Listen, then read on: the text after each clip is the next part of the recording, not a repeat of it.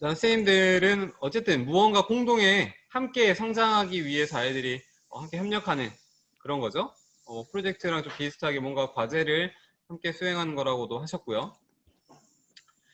일단 방금 영주쌤이 사회적 구성주의 이야기 하셨는데 협동학습의 이론적 배경은 구성주의가 맞습니다. 그럼 구성주의라는 것은 인간이라는 것이 어떤 자신의 어떤 지식이나 이런 부분들을 스스로 구성을 해 나간다, 이렇게 보는 거죠. 다른 사람이 주입해 주는 것이 아니라 행동주의에 반해서 나온 거기도 하고, 네, 자기 스스로 구성을 해 나가는데 그때 기본적으로 삐아제랑 비고츠키로 이야기를 하죠.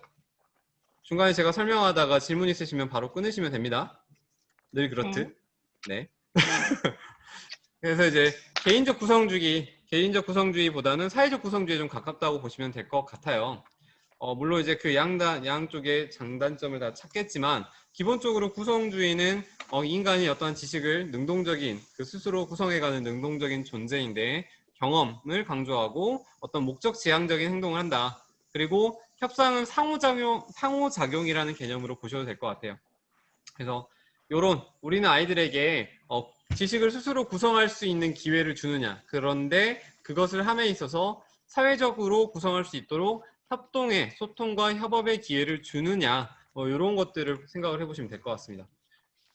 협동학습의 운영 철학으로는 예전에 제가 토의 토론할 때 살짝 이야기를 했던 적이 있거든요. 토의 할 때. 근데 이 멘트를 좀 기억을 해 주셨으면 저는 좋겠어요. 협동학습은 기법도 아니고 어떤 학급 경영 어떤 그런 그 기법, 이런 식으로 생각하시는 분들도 있고 수업 경영 기법으로 생각하시는 분들도 계세요. 그런데 저도 그 2011년, 12년 임용됐을 때부터 협동학습을 개인적으로 연구를 하긴 했습니다만, 뭐랄까요, 처음 시작은 다른 사람이 그때까지 다른 분이 이루어 놓은 그 협동학습 서적을 가지고 공부를 했는데, 사실 그 이후로 제가 추가로 뭐 PDC가 됐든 다양한 분야들을 연구를 해오면서 저만의 협동학습이 생겨가더라고요.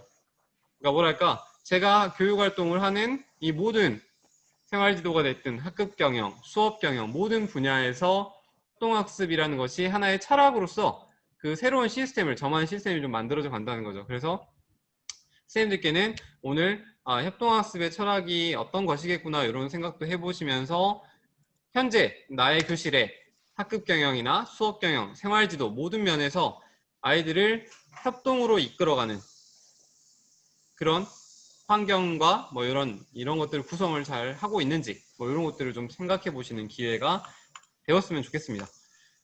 그래서 기본적으로 말하는 네 가지는, 요거 제가 예전에 토의 토론할 때 토의가 기본적으로 이런 것들이다, 이런 그 협동학습의 철학을 비슷하게 좀 목적으로 하는 것이 토의가 아닐까, 이런 소개를 드린 적 있습니다. 요 네 가지에 대해서 혹시 이해 안 가시는 거 있으신지, 그때 다 지금 오신 분들은 참여하신 것 같긴 합니다만, 네, 혹시 제가 다시 보시면서 이 네 가지 중에 궁금하신 거 있으십니까? 이해 안 가시는 거? 긍정적 상호 의존. 아이들 사이에 꼭 수업 떠나서도 긍정적인 상호 의존이 일어나야 된다. 그리고 개인의 책무성이 분명히 강조가 되어야 되고요. 그리고 어떤 한 사람의 혼자서 이끌어가는 것이 아닌 동등한 참여가 되어야 하고, 그리고 아이들이 매 순간 개인의 책임에 따라서 동시다발적으로 한 사람도 쉬지 않고 소통하고 상호작용할 수 있는 환경을 구축을 해줘야 되는 거죠. 이게 맞는 이야기고 그렇게 진행되는 게 좋은데 네, 이게 실제로 그렇게 하기가 참 어려운 경우들이 많이 있더라고요. 애들의 능력 차이도 있고 우리가 네네. 생각하는 협동학습은 이게 항상 모든 활동에서 아이들이 동등하게 참여하고 열심히 참여하는 그런 부분을 생각하는데 그렇 아이들은 전체 과정을 하나로 생각해서 어떤 아이가 그림을 그리고 어떤 아이가 텍스트를 쓰고 이런 것들을 나눠서 아예 다 참여했다, 동등하게 참여했다, 뭐 이렇게 생각하는 경우들도 있더라고요.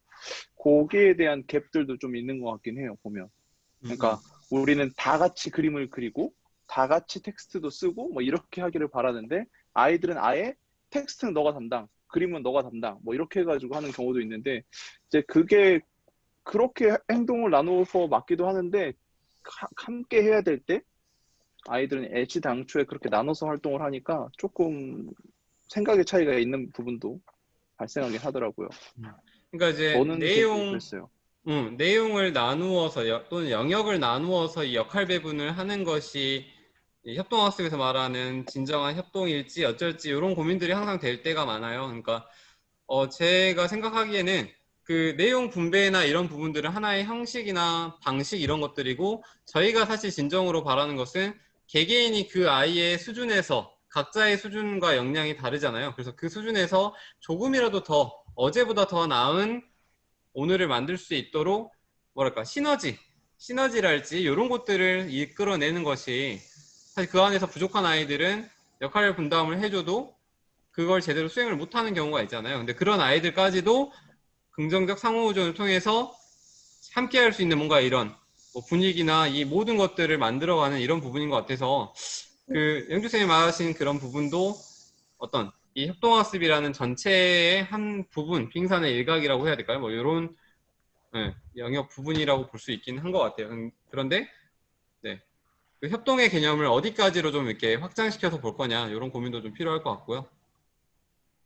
그 협동학습에서 고민이, 그러니까 결국에는 아이들이 성장하길 바라고 이 아이도 뭐 좀 이렇게 능력이 느리게 발달하는 그런 아이들도 어느 정도 좀 발전되고 이렇기를 바라는데 항상 그 아이들은 뒤따라가잖아요. 앞서 나가지 못하고 뒤따라가는 경향이 있는데 그렇게 됐을 때 아이들이 과연 성장을 이룰 수 있는가에 대한 고민도 좀 되더라고요. 항상 그 아이가 습관이 돼요. 그냥 뒤따라가는 게.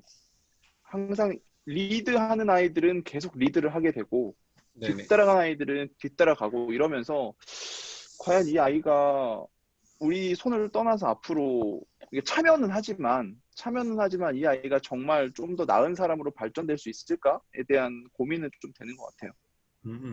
다른 분들은 어떠세요? 그런 아이들을 보면은 네, 지금 눈앞에서 협동을 하느냐 못하느냐를 사실 그게 중요한 건 아니잖아요. 그런 아이들에게 길러줘야 되는 거는 협동 능력 이전에 사실 원초적인 무언가를 길러줘야 한다고 저는 생각을 하거든요. 그러니까 이런 거죠. 네 명이 함께 모둠을 하고 있는데 한 명이 사실 죽었다 깨어나도 그 협동의 어떤 저희가 바라는 모습의 협동이나 역할 배분 이런 것들이 좀 되지 못하는 거죠. 동등한 참여가.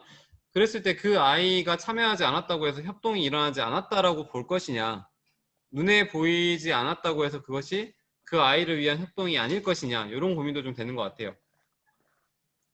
근데 제가 생각하는 거는 저도 이제 저희 반에 많죠. 그런 아이들이 많은데 어떠한 그 이런 경우가 있어요. 저도 아이들한테 표현할 때 특히 도움반 아이들 같은 경우에도 뭐 4명 모둠이긴 하나 3 플러스 1 모둠이라고 생각을 해야 되는 경우가 있잖아요.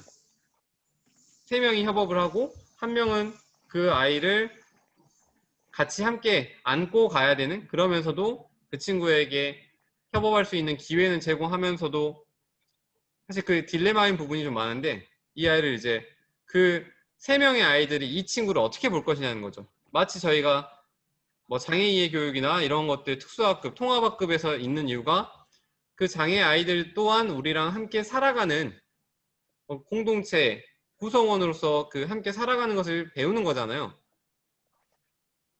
뭐 그런 개념으로 생각을 해본다면 항상 저희가 그 눈에 보이는 소통과 협업에 성공하지는 못하기 때문에 그렇다면 그 상황에서도 협동학습을 해내려면 어떠한 철학과 마음가짐으로 그런 팀들을 대해야 되냐, 뭐 이런 고민들도 이제 늘 필요한 부분인 것 같고요.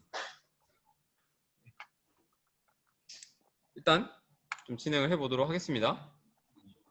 네. 그래서 이제 그런 부분들까지도 다 생각을 안 할 수 없으면서 눈에 보이는 여러 가지 또 이제 기법들 이런 것들이 좀 될 텐데요. 결국 협동학습 속에서 교사의 역할은 무엇을 하는 사람이어야 될까요? 선생님들은 어떻게 생각하세요? 사실 오늘은 선생님들이 많은 부분의 어떤 기법이나 제 경험, 노하우를 배워가시는 부분이라기보다는 어떤 협동학습, 그러니까 이후로도 협동학습에 대한 개인적인 연구를 해나가실 수 있는 어떤 마음가짐, 사실 그 정도 이상을 벗어나지 못할 것 같아요. 오늘 시간도 네, 저희가 허락하는 만큼만 하겠지만, 그래서 좀 그런 대화를 네, 영주쌤하고 저하고 좀 하고 있는데 다른 분들도 좀 말씀을 해주셨으면 좋겠습니다.